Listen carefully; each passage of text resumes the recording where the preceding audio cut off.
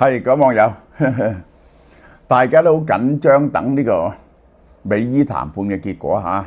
咁結果出嚟咧，全部嘅頭條都係談崩了。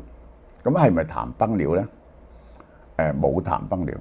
係咪講好咗講到咧？又係講唔到。又唔係談崩，又唔係講好。咁究竟點啊？唔生唔死。嗱，我話俾你聽，拖落去。呢個其實我一早估到，其實應該係拖落去。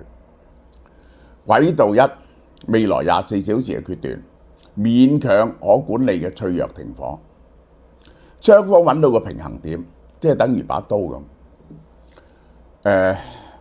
你而家開始14日內唔可以即刻啊！你7日內開放呢個將啲凍結資產俾翻我，咁我咧就開放30隻船啊！舉個例。然後你解除制裁，1個月內解除制裁，我就徹底開放晒。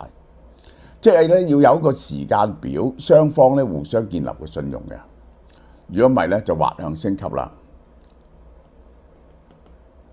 我覺得最大可能係做一個時間表，至多係2個禮拜到，用2個禮拜時間過渡去開放。呢個機會係有60%。The bad news is that we have not reached the agreement.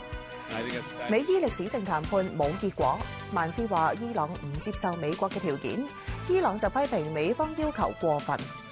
But, Mr. President, you wrote on Truth Social this morning saying that we will begin the process of blockading any and all ships trying to enter or leave the Strait of Hormuz, and at some point we will reach an all being allowed to go in and all being allowed to go out basis. Right. So tell us what you're trying to accomplish with this blockade, sir. All out. Yep. It's called all in and all out. There'll be a time when we'll have them all come in and all come out, but it won't be a percentage. It won't be a friend of yours, like a country that's your ally or a country that's your friend. It's all or nothing.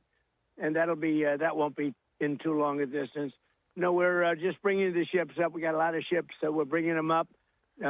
We think that numerous countries are going to be helping us with this also, but we're putting on a complete blockade. We're not going to let Iran make money on selling oil to people that they like and not people that they don't like or whatever it is. It's going to be all or none, and that's the way it is. And it'll be, you saw what we did with Venezuela. It'll be something very similar to that, but at a higher level. Regardless, we win. Regardless what happens, we win. We've totally defeated that country. And so let's see what happens. Maybe they make a deal, maybe they don't. Doesn't matter. From the standpoint of America, we win. 咁即唔使講啦，你邊度㗎？咁撚串，想傾都唔當你傾啊，吹啊！唔好以為你啲烏絲打撚晒，我當你柴啫。我係個自信心係強大到係即係全世界人鬧我都冇所謂嘅，呢個係，所以我可以堅持一啲睇法，呢個係。講你又唔聽，聽你又唔明，明你又唔做，做你又做錯，錯你又唔認，認你又唔改，改你又唔服，唔服你又唔講，我點啊？